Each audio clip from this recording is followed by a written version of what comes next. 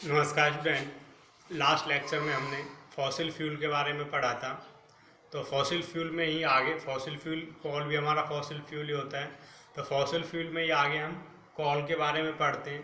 Call हमारा एक जो ऊर्जा का बहुत ही अच्छा एक रिसोर्स है और एक अच्छा रिसोर्स माना जाता है कॉल को ऊर्जा के लिए, क्योंकि हमको नेचुरली मिलता है पहली बात। तो दूसरा सस्ता भी होता है और जो दूसरे फ्यूल हैं उनकी अपेक्षा।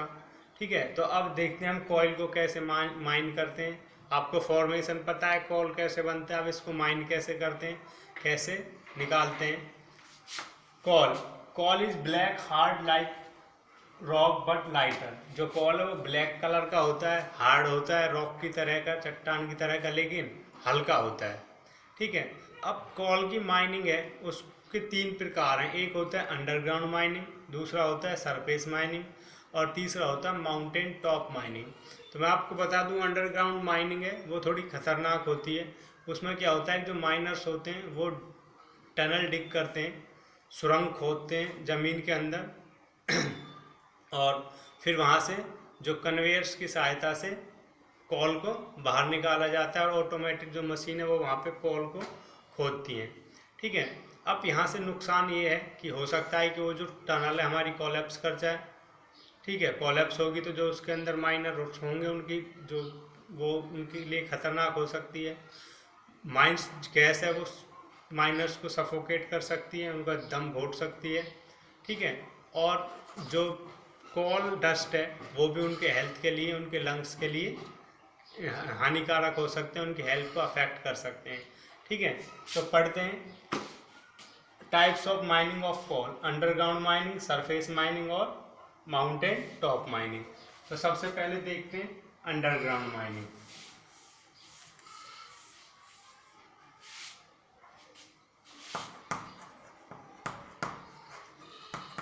अंडरग्राउंड माइनिंग अंडरग्राउंड माइनिंग में क्या होता है कि जो हमारे माइनर्स होते हैं, माइनर्स मीन्स जो कोयला को माइन करते हैं, खोदते हैं, उनको माइनर्स बोलते हैं। वो क्या करते हैं, टनल डिग करते हैं इन साइड द अर्थ। ठीक है, तो फर्स्ट पॉइंट लिख सकते हैं, miners dig deep tunnels under the earth. ठीक है, फर्स्ट। Second, automated machine. हमारे पास जो मशीन होती है, इक्विपमेंट होते हैं, ऑटोमेटेड इक्विपमेंट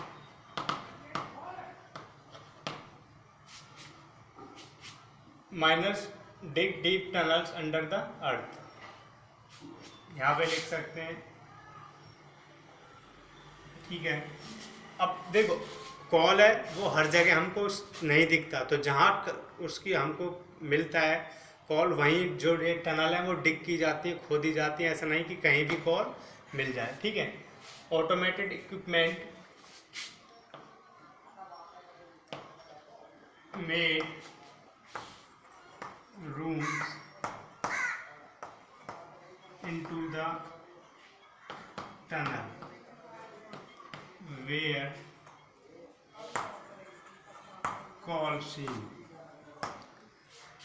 एक होता है सीम और ये है सीम। सीम्स का मतलब है कि जहाँ पे कोयले की तह हमको दिखती हैं, सतह दिखती है। ठीक है, तो वहाँ पे जो ऑटोमेटेड इक्विपमेंट है वो टनल खोदते हैं, इन टनल में अपने रूम बनाते हैं, जगह बनाते हैं जहाँ पे हमको कॉल दिखाई पड़ता है।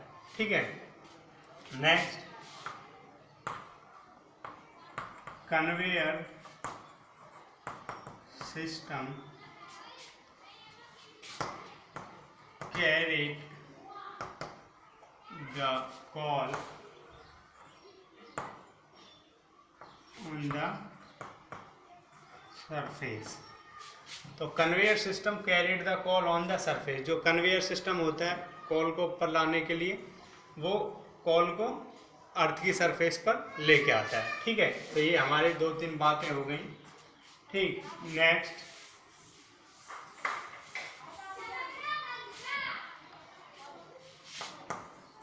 डिसएडवांटेज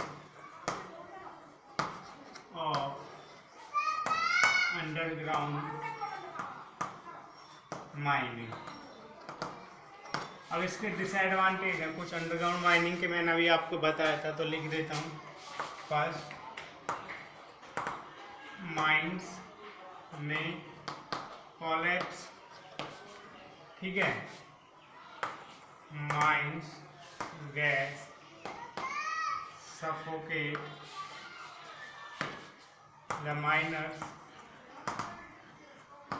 ठीक है, coal dust may affect the miners, ठीक है। तो कोल डस्ट में अफेक्ट द माइनर्स, तो कोल डस्ट भी वो क्या है, उनकी हेल्थ को नुकसान पहुंचा सकती है, ठीक। तो ये हो गई हमारी अंडरग्राउंड माइनिंग। अब इसके बाद सरफेस माइनिंग। अब जो सरफेस माइनिंग होती है वो अंडरग्राउंड माइनिंग की अपेक्षा ज़्यादा खतरनाक नहीं होती, डेंजरस नहीं होती, क्योंकि इन पे जो सरफेस माइनिंग है उसमें हम ज़्यादा गहरे टनल्स नहीं खोदते, ठीक है, और वहाँ से जो कैरी करना होता है कोल को वो भी आसान होता है, ठीक।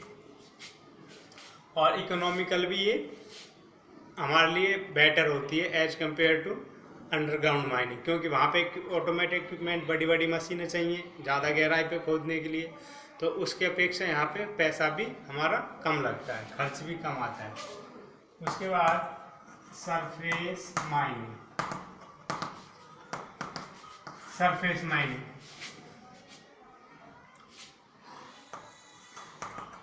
it is less dangerous, that is less dangerous, ये नहीं लिखता है,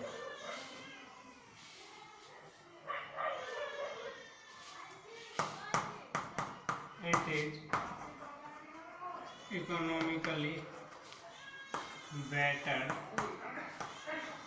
compared to अंडरग्राउंड माइनिंग, ठीक। और नेक्स्ट पॉइंट लिख सकते हैं, in surface mining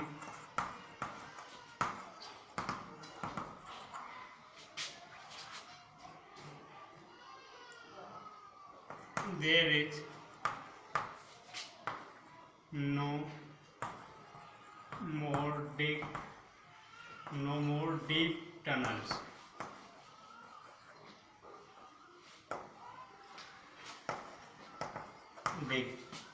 in surface mining there is no more deep tunnels dig. तो सरफेस माइनिंग में ज़्यादा गहरी जो टनल्स हैं वो भी नहीं खोदी जाती हैं, ठीक है, और यहाँ से जो कैरी करना भी आसान होता है, ठीक है, कोल को कैरी करना भी आसान होता है।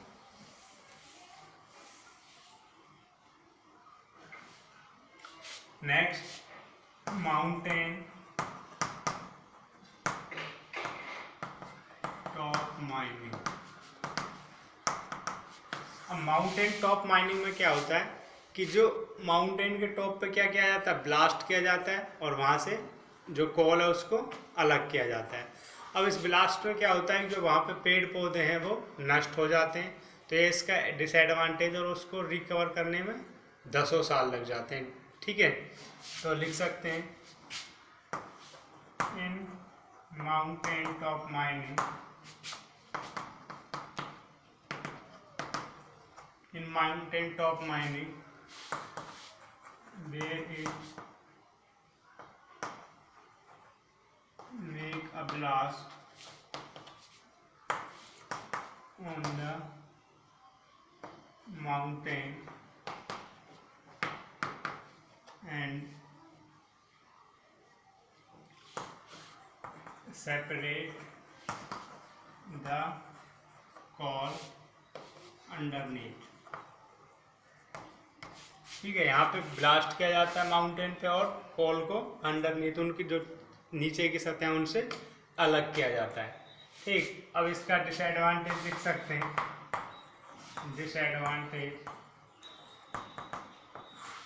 डिसएडवांटेज में क्या हो सकता है, there is loss of plant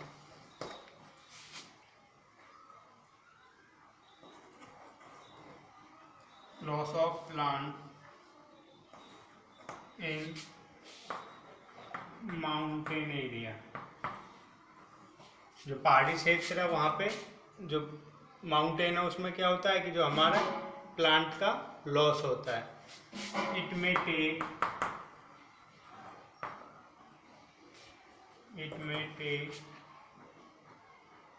यहाँ पे लिख देता हूँ,